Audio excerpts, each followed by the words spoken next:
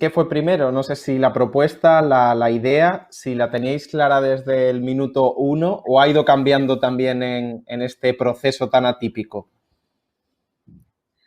Bueno, en mi caso, y creo que el de Pablo también, la idea, o sea, el motor del proyecto surge de fuera, surge de una propuesta de Caballo Films y Warner en conjunto con HBO, de darnos un reto de contar una historia sobre el confinamiento durante el confinamiento. A mí cuando me lo proponen, les dije que no, que me parecía una locura, que como yo, una cosa profesional en mi casa y con un móvil yo sola, que no me veía capaz. Pero después de decirles que no, empezó en mi cabeza, empecé a pensar qué contaría, ¿no? Si me hubiera sumado al proyecto. Y empecé pues a reflexionar sobre el hecho de estar confinados, sobre las jaulas, sobre qué es la libertad realmente, sobre cómo una jaula puede ser un lugar físico, pero también un lugar emocional o mental, sobre cómo los animales estaban ahora, ¿no? Retomando, tomando un espacio que creíamos que era solo nuestro. Y nació la idea de esta chica, ¿no? Que va a vivir una historia que la va a hacer reconectar con su lado salvaje y con su ansia de libertad. Y pensé que realmente parte del valor de la historia, si bien era una historia que podría haber contado sin el contexto del confinamiento, tenía un valor añadido si pasaba durante el confinamiento y si actriz, guionista y directora, que somos la misma persona, estábamos también viviendo ese momento social, político, económico y psicológico. Y me apeteció entonces aceptar el reto pues eso, por el reto que suponía y porque era una experiencia única para vivir como creadora. Paula. En mi caso también hay mucho de lo que dice Leticia y luego también las condiciones más personales, ¿no? La propuesta vino de fuera y la semilla o el motor inicial realmente fue la posibilidad o el reto de contar en confinamiento, desde el confinamiento, con todas sus restricciones, con ese primer momento un poco de shock, de sentirnos en una situación absolutamente única, de encierro, de ahogo, de qué vamos a hacer, qué va a pasar, dónde estamos, no tengo más que lo que tengo en casa. Si el relato contado desde ese estado y desde esa conciencia tenía un valor, que lo hemos estado comentando muchas veces a lo largo de este proyecto, de que lo más interesante es que es hijo de su momento.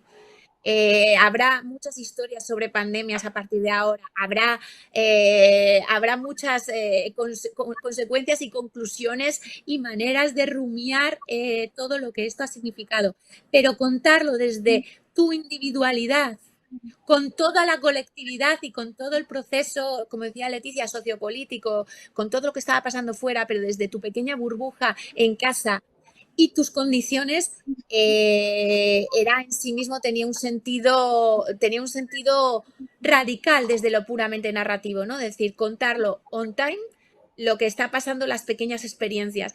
En mi caso, el reto de abordar una comedia porque el proceso de creación de esta historia lo abordamos con las propias actrices, que además ellas estaban en Madrid, yo en Zaragoza, y ha sido un proceso donde todo ha sido diferido, todo ha sido por videoconferencia, todo ha sido gracias a las posibilidades de conectividad y de conexión, las posibilidades, las restricciones y las frustraciones de sentirnos cerca, sentirnos conectados, pero sentir que no nos tocamos y que no podemos controlar, ni estar, ni compartir con el otro. Pues todas esas contradicciones tenían algo muy interesante en la posibilidad de rodar, en mi caso, pues eso, esta historia que es, una experiencia y un proceso de ruptura o de un duelo de una chica, de una relación, para encontrar otro ejercicio de libertad, otra experiencia de libertad donde menos se lo esperaba. Y eso, hacerlo a distancia, por Skype, con las actrices, sin poder controlar el plano, que para mí ha sido una lección. Es decir, no puedes controlar cómo es la imagen. Y eso a mí me ha provocado, pues bueno, rayos y centellas interiores, frustraciones y aprendizaje también, ¿no? A abrazar pues imágenes, a abrazar tener que practicar un lenguaje, por ejemplo, en movimiento mucho más imperfecto y más sucio que el que a mí me gusta plantear, eso ha sido interesante también, ha sido un reto también en sí mismo, por eso en sí conceptual, formal. Y ha habido algo de juego porque estábamos tan aisladas, tan en nuestra burbuja de tirando para adelante en algo que cuando no, igual que hemos puesto en valor lo imposible que es hacer cine sin el equipo, que si ya lo sabíamos, ahora lo hemos vivido en nuestras propias carnes. También el hecho de pronto estar a las 2 de la mañana haciendo una escena que la tienes que repetir, bueno, pues como estamos nosotras, vamos a repetirlas en pijama, vamos a abrir una botella de vino mientras rodamos el plano. O sea, tenía algo de juego muy interesante también, muy libre. Y todo esto ha hecho que sea interesante. Recuerdo un día estando revisando material como a las 12 de la noche, porque me puse después de cenar con la copa de vino bien, y dije, ostras, creo que molaría más el plano de otra manera, ¿no? En la escena de la cocina, que es de noche. Y claro, como no tenía que liar a ningún equipo, porque estaba yo sola con mis obsesiones, pues voy a plantar la cámara, el micro, porque me da palo, pero más palo me da ver un plano que no me gusta. Y me puse a rodar. Y claro, eso lo puedes hacer si estás confinada en tu casa y rodando tú sola, o como en el caso vuestro, ¿sabes? Que luego eso en un rodaje normal no lo puedes hacer. Y claro, hablabais de... Uy, perdón. No, nada, que hablábamos del bricocine, ¿no? Bueno, como hemos hecho bricocine, podemos hacerlo cuando queramos con lo que tenemos, tiramos para adelante. Y decía, Celia, una de las actrices, siempre decía, aquí estamos haciendo reshootings como los americanos, porque claro, hubo una escena que repetimos 3 veces, cosa que en un rodaje en medio de los que nosotros hacemos es imposible. Que hablabais de lo individual, ¿no? Y de lo colectivo, porque cada una de estas historias es muy interesante cómo pues están los estados de ánimo que todos hemos pasado en este tiempo, las identidades casi que hemos habitado en esto. Hablabais de eso, no sé si sois de las que creéis que nos ha cambiado individualmente este confinamiento en cierto sentido o también colectivamente. ¿Tenéis esperanza? ¿O solo nos cambió colectivamente el primer mes? Yo no, lo he dicho ya más veces porque me dan mucho miedo estas preguntas sobre el futuro, porque yo no, o sea, tengo mucha reticencia a lo profético, mucha. Entonces no lo sé y no sé qué va a pasar y me asustan los que lo saben con certezas. Porque como decía antes también Leticia, bueno, y como lo hemos vivido todos, si algo nos ha demostrado esto es que no controlamos nada y que no tenemos ni idea de lo que va a pasar. Antes decía que lo que a mí sí me ha puesto y es algo que a mí, que es verdad que esa conciencia a mí siempre, o sea, la llevo muy presente, pero esta me la ha metido de una manera radical, que es la conciencia de la fragilidad, de lo enormemente frágiles que somos individualmente y colectivamente, de cómo nos necesitamos, pero cómo también somos unos seres absolutamente imperfectos y frágiles. Y esa fragilidad y esa vulnerabilidad tan ontológica que se nos olvida porque nos creemos todopoderosos y tiramos para adelante con todo, es, creo, la única cosa que sí espero que hayamos aprendido, aunque sea momentáneamente. Y esa cosa sí que tiene, creo que un cambio que acarrea cambios políticos, cambios sociológicos, cambios filosóficos y bueno, y desde luego también cambios creativos, porque es el inicio de todo lo creativo, ¿no? La conciencia de la fragilidad.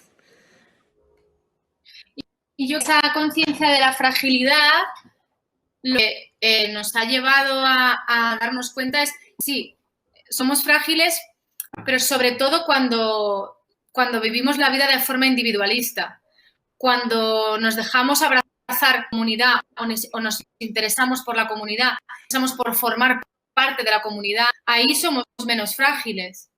Entonces, a lo mejor es que tenemos que también cambiar esa forma de verla. El ejemplo tonto de cómo, pues aquí cuando he necesitado cosas en el rodaje, porque yo no tenía y no podía ir a comprar, porque cuando rodamos esto estaba todo cerrado, no había calle, les pedí a los vecinos cosas, ¿no? Evidentemente con lo desinfectaba y todo el rollo, ¿no?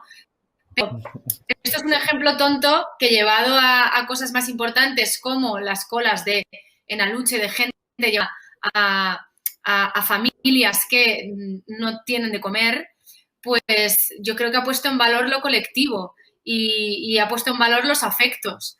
Y evidentemente también nos ha ayudado a poner en valor y a darnos cuenta, ¿no?, de la importancia de tener una salud pública de calidad. Yo creo que eso sí, creo que ahí no hay vuelta atrás.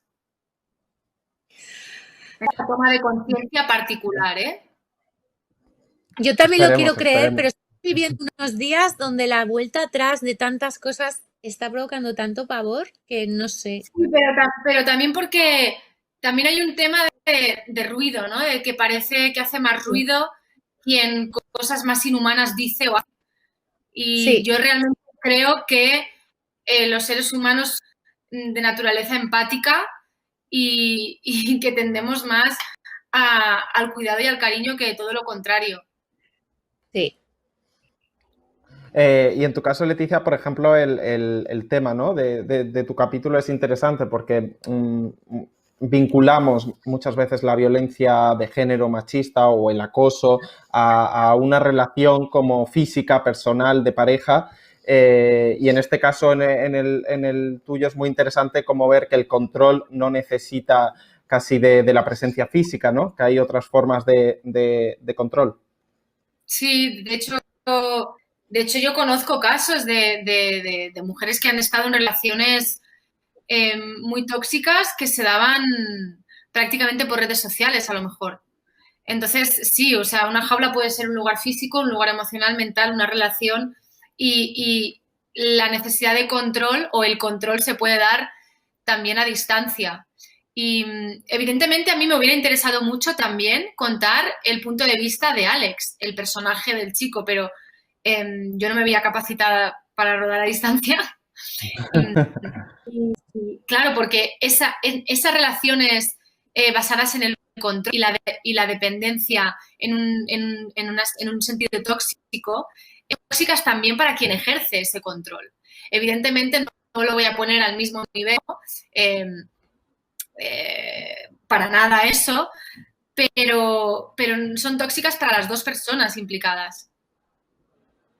Y Paula, una última rápida. ¿El blanco y el negro fue decisión creativa, homenaje a algún tipo de comedia, a esta comedia de apartamento? Pues había un punto que sí, que cuando lo dijimos dije, mira, aparte que me ayudaba a que yo no controlaba tanto la imagen, no tenía un control del móvil, no pude llegar a tocarlo, no sé cómo iba su foco, entonces el blanco y negro hay algo que ahora estoy muy dentro del blanco y negro y sí tenía que ver con ese tipo de ritmo de comedia antigua, un intento de Billy Wilder femenino, estaba ahí Frances Ha de Noah Baumbach y Greta Gerwig. Ese espíritu de esas chicas, yo creo que las más cercanas que tuvimos fuimos Frances Ha y el blanco y negro fue por eso. Pues mucha suerte, enhorabuena y muchas gracias. Muchas gracias a ti, un placer. Chao.